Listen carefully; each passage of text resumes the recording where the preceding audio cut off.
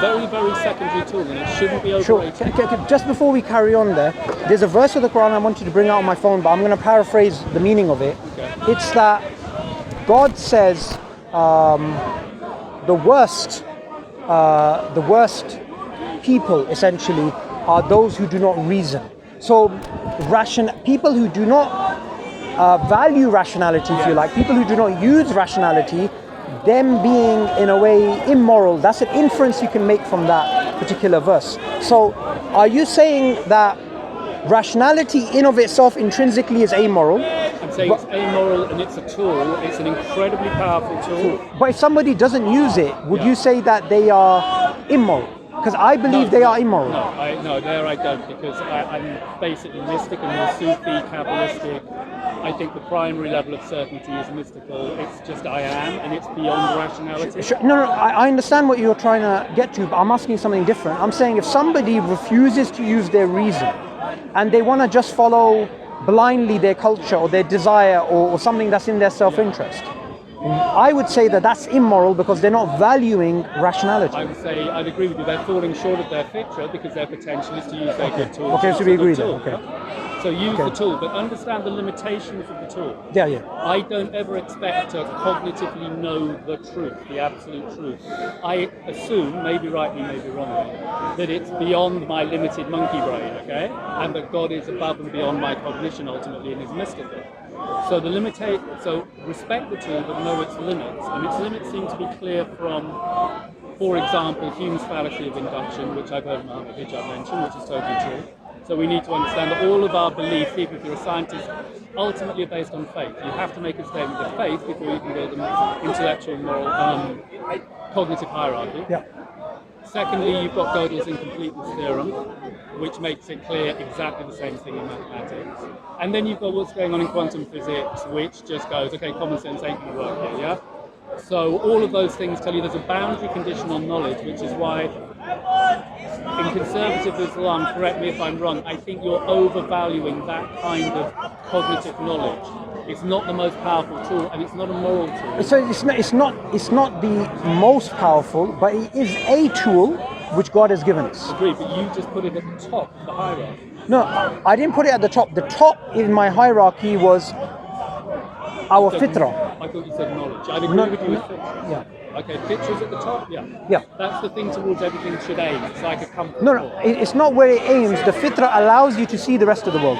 So rationality wouldn't function unless you had the fitrah. Now, I just want to make a little point here. We usually, when we talk about I think, therefore I am, and going back to these initial propositions, we speak about Descartes. But Descartes, we can argue, took this from Ghazali. Because Ghazali, I'm sure you're aware of... No, I'm very badly rated. Sure. Ghazali was one of the most well-known Islamic jurists, scholars, philosophers in history. So he existed before Descartes. Many of his writings, actually, because remember, the Islamic world was more advanced than Europe, and then Europe got that through the Renaissance. So many of his teachings and writings you will find in Enlightenment thinkers, right?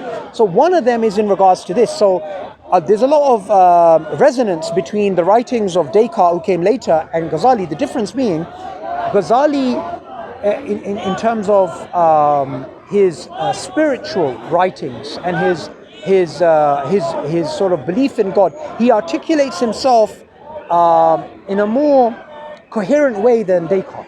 And I think that's what I'm trying to, those are some of the arguments I'm trying to elucidate. How about I just take your word? Okay. Why not? I think, you know, I think you should look up his writings. I think whatever's true is true, whatever's good is good, and to an extent, to me, whatever culture or history it comes from is secondary. I don't, you know, whether it was from whichever tradition, the Western or Islamic, if it's good, it's good. And I'm sure that the Islamic tradition has contributed a huge amount. And it carried the Aristotelian tradition for the West when we hit the Dark Ages, so thank you. But, you know, reality is now the here and now. Yeah. And I think the religious, the spiritual journey is an individual one of one-to-one with God, not a collective tribal thing. So I'm not taking any credit or discredit for what my tribe's done. I'm responsible for me. Well, in Islam, it does teach you that rather than following your society, you will be accountable yourself. Yeah. So there is that. I'm being judged on my personal moral choices. I'm not responsible for other people. You're not, but you do have a responsibility of enjoining the right and forbidding the wrong. That is. I'm entangled with other people, but that my other people are secondary to my primary. If there's a God as you envisage him, he'll be asking me how I conducted my life on Judgment Day based on my choices, not what members of my tribe do. Yeah. I mean, it's mainly about an individual responsibility that you actually have. So we're not really disagreeing on much. I actually wanted this to. Is good. This is good, but sometimes disagreement down. We can start disagreeing if you wish, but there are areas I'd like to investigate. Yeah, there are areas I'd like to investigate. I actually wanted to grab a coffee, and I had a conversation to actually get. I'm going to be coming next week, so we can have a disagreement if you want next week. Because agreement's good, but it's also good to get into which points we disagree on, because I think fundamentally I want to try and convince you.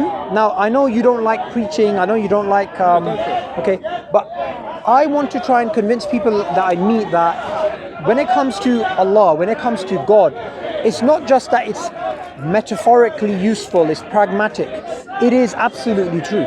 And I know you don't like absolutes, but that's No, I do like absolutes. My driving instinct is to try and find my assumption and hope is that religion is driving towards absolute truth, and that the absolute true and the absolute good and the absolute meaningfulness are synonymous. So teleology, morality, and ontology are all just synced in the same beautiful precision. So it's very monistic, yeah? So I absolutely am aiming for absolute truth. I'm hoping it's possible, absolute moral truth. I'm just not going to commit to the certainty that it's the case.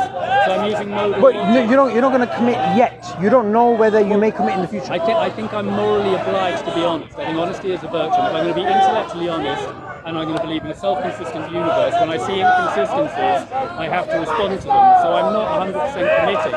And also I already know from the Prosecco was a completely theorem in Hume. I can't know anything 100% for sure anyway. So everything in terms of my beliefs has to be slightly contingent. But I work with the best odds. All you can do is play the best odds. And I look at the best odds I can and then modify them as realistically and honestly as I can. Yeah, but I think I spoke to you about this before. There are certain absolutes though. There are certain absolutes that you can't be, for example, experience. The fact that you are experiencing reality right now. Yeah, that's an absolute. Okay. Also that truth is intrinsically valuable. That's an absolute. Yes, I would agree. Yeah. It's intrinsically It's intrinsically valuable to any given individual. I don't think what I can't do is I don't think it's possible to make statements of absolute moral certainty as propositional generalities. For example, thou shalt not steal. Okay? I think all religions, not just Islam, have a problem with this, and it's a contextual problem, which is I don't think it's always objectively true that you shouldn't steal. There are given scenarios in which maybe you should steal. So although as a general rule it's excellent, it's meant to be interpreted as a general rule. And okay, the moral absolutes only ground down at the individual level. Sure. That's when the absolute comes into play. Sure, You're not going to get but it's important to make a distinction here, which is that Islam doesn't say thou shalt not steal is an absolute. It doesn't say, like for example, things in some of the other commandments, like thou shalt not take a life, right? Yeah. Islam doesn't say that those things are absolute. When it comes to only God is worthy of worship, Islam will say, yeah, that's absolute. But the reason why it wouldn't say the other things are absolute is because of what you said, is that there's certain conditions within which a person has to take someone's life. If you could have somebody who's about to take Hitler's life, which will save the lives of millions of people.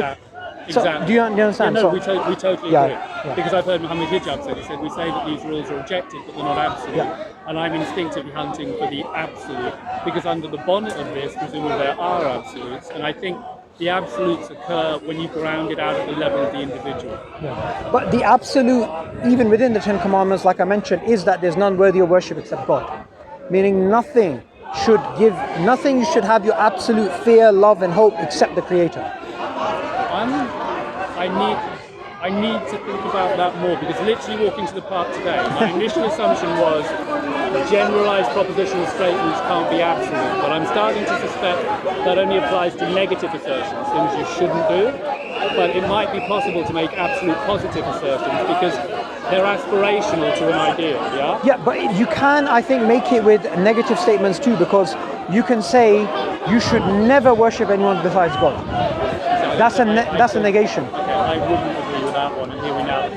If you've got to go, this is a debate. Let's return to these points. I'm deep. It's great speaking to you. It's really good to see you. Really. I haven't seen you in a while. You're taking care of yourself as well. I had to go away for a couple of years, and you look like you have a bit of a tan as well. Yeah, it's really nice, and I'm glad that you're back. You haven't been around. Do you want to grab a coffee just before I have another conversation? Yeah, for sure. I'd love to grab you a